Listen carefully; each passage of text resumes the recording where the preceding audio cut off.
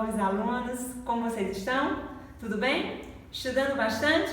É isso que eu espero, tá? Hoje eu estou aqui para passar uma dica sensacional sobre a língua portuguesa, mas essa Alciele tem mania de dizer que toda dica de língua portuguesa é sensacional, mas gente, é sensacional sim.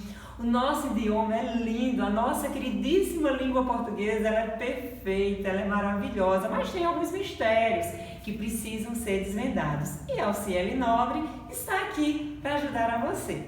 Hoje eu vou ajudar a você, aluno, que me acompanham nas aulas de redação, nas dicas de redação, aos meus alunos do nosso curso presencial, um beijão para vocês, espero que vocês curtam essa dica de hoje. Para nossos alunos do curso online, muito obrigada por vocês acreditarem no nosso trabalho, estou curtindo muito esse nosso trabalho de redação online, tá? E para você também, concurseiro, que nos acompanham aqui nas nossas aulas e outros que estão aí, Brasil afora, estudando para conseguir a tão sonhada aprovação. Por quê? Porque eu separei uma dica sobre a norma culta, tá? Essa norma culta que é exigida nas redações e essa norma culta que é exigida na prova de língua portuguesa, né? Para o concurseiro. E nós sabemos, você concurseiro sabe, que uma prova de língua portuguesa bem pontuada fará toda a diferença e possivelmente você será aprovado. Portanto, é preciso ficar muito bem ligado na língua portuguesa, tudo bem? Então vamos nessa? Sabe qual foi o verbo que eu separei para conversar com vocês? O verbo haver. Eu acho que tem muita gente pensando aí, o verbo haver, muitas vezes eu me confundo. Quando eu estou escrevendo minha redação, quando é que eu flexiono no plural este verbo haver? Quando é que eu não flexiono? Eu já vi em alguma aula que eu não posso flexionar, só pode ser na terceira pessoa do singular, mas há casos que ele é flexionado, e aí? Talvez o concurseiro esteja pensando, nossa, estudei tanto este verbo esta semana, estou fazendo várias questões. Sim, porque muitas questões de concurso cobram o verbo haver, talvez seja um dos verbos mais cobrados no concurso. E vocês hoje terão o privilégio de compreender melhor sobre o emprego deste verbo. Primeira dica, vamos deixar aqui de lorota, vamos conversar direitinho, passe logo essas dicas, professor Alciele, que nós queremos saber disso, a dificuldade nós já sabemos. Então vamos nessa? Gente, olha só, o verbo haver, ele pode ser impessoal e ele pode não ser impessoal. Na verdade, quando este verbo ele é impessoal, eu só posso flexioná-lo na terceira pessoa do singular, tudo bem? E ele será impessoal quando seu sentido for equivalente ao verbo existir, ocorrer, realizar-se, ou ao verbo fazer no sentido de tempo decorrido, tudo bem? O verbo fazer também no sentido de tempo decorrido é impessoal, só pode ser flexionado na terceira pessoa do singular. Nesses casos, eu não posso de modo algum escrever ou falar pluralizando o verbo, mesmo que a palavra pós-posta esteja no plural. Por ele ser impessoal, a oração é sem sujeito. E a regra diz, a regra é bem clara, o verbo, na condição de uma oração sem sujeito, ele ficará, o verbo haver, na terceira pessoa do singular. Então, observem bem esse exemplo. Houve, vou colocar várias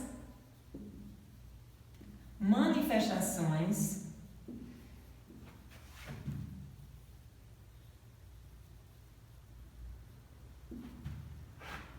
nos últimos anos. Tá? Pensei nessa frase aqui, de acordo com essa frase, vamos prestar atenção. Houve várias manifestações nos últimos anos. Observe que o verbo haver, ele está no singular, na terceira pessoa. E por que eu exponho aqui, e intencionalmente eu coloquei o termo aqui pós-posto no plural? Porque algumas pessoas acabam se confundindo e falando, houveram, ou até mesmo escrevendo em redações, houveram várias manifestações nos últimos anos. Gente, não pode. O verbo é impessoal, só pode ser escrito na terceira pessoa do singular. Então, não há condição de você escrever aqui de modo no plural. Escrever aqui no plural, porque você estará errando, vacilando na nossa língua portuguesa. Houve várias manifestações, havia vários trabalhos para serem realizados. Então, sempre havia, houve. Há pessoas que precisam melhor compreender o verbo haver. Então, é dessa forma que eu flexiono o verbo haver quando este é impessoal, porque eu tenho uma ideia aqui do verbo existir, Existiram várias manifestações nos últimos anos, ou melhor dizendo, ocorreram várias manifestações nos últimos anos. Ficou claro isso daqui? E quando o verbo haver vai ser empregado no sentido de tempo decorrido, há dias que espero por essa aprovação. Eu acho melhor nós trocarmos dias por meses, né? Não vou nem colocar anos, que é muito tempo, e acredito que vocês vão, usar melhor há meses. Que espero por essa aprovação. Que bacana. O verbo haver aqui, perceberam, no sentido de tempo decorrido. Aqui sim, o verbo haver tem que ser empregado na terceira pessoa do singular. E também é importante saber, sabe do quê? Das locuções verbais em que o verbo haver é o verbo principal. Eu posso colocar, deve ou devia haver, deve haver várias manifestações nos últimos anos. O verbo auxiliar, ele acaba tendo caráter impessoal em virtude do verbo principal ser impessoal. Então, eu não posso dizer devem haver, e sim deve haver. A mesma forma, eu poderia colocar deve haver meses que espero por essa aprovação. Tudo bem? Então, o verbo haver ele ficará no singular quando for impessoal, e aí corresponde semanticamente ao verbo existir, ao verbo fazer no sentido de tempo decorrido, ao verbo ocorrer, como nós vimos aqui no exemplo, ok? Então não se esqueçam desta dica e eu espero que vocês empreguem com exatidão isso. Mas vamos para o outro caso em que o verbo haver, ele é flexionado no plural. Deixa eu apagar esses exemplos aqui. Quando é que o verbo haver, ele terá flexão de acordo com o sujeito, né? Que nós entendemos aqui.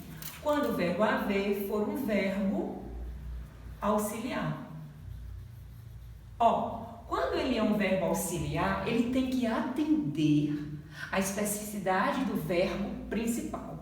Então, quando eu olho, eles hão de fazer tudo o que for preciso.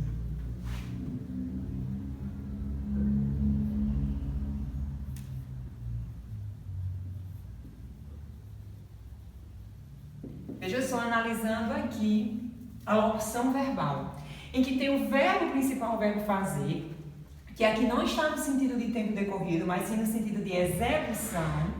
E dessa forma, o verbo auxiliar, que é o verbo haver, estará flexionado de acordo com o sujeito. Eles hão de fazer, porque o verbo principal determina a pessoalidade. E aí vale para todos os tempos verbais, para todos os modos verbais. Quando é que o verbo haver é flexionado de acordo com o sujeito? Quando ele for auxiliar e o verbo principal estiver em caráter de pessoalidade. Vocês já ouviram a frase há de haver? Se não, veja só, ela não é errada. Há de haver um lugar. Lembrei daquela canção que o Roupa Nova traduziu do Michael Jackson. Há de haver um lugar dentro do seu coração. Para de cantar, Alciele, pelo amor de Deus. Você como cantor é um desastre. Há de haver um lugar dentro do seu coração.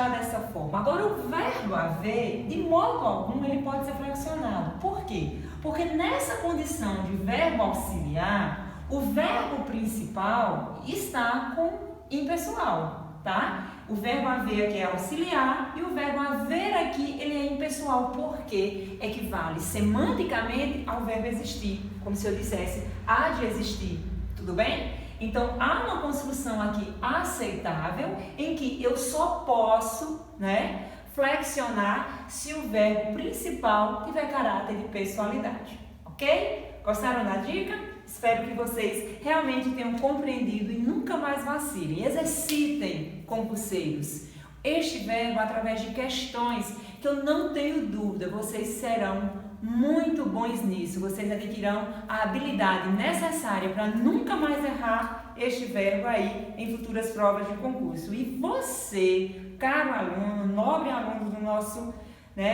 curso de redação, e vocês que vêm nos acompanhando aqui para assimilar dicas e assim empregar muito bem a língua portuguesa nos seus textos, não se esqueçam, o verbo haver só será flexionado se for auxiliar e o principal estiver na condição de pessoalidade. Tudo bem? Então, tchau, tchau! Espero por vocês no nosso próximo vídeo.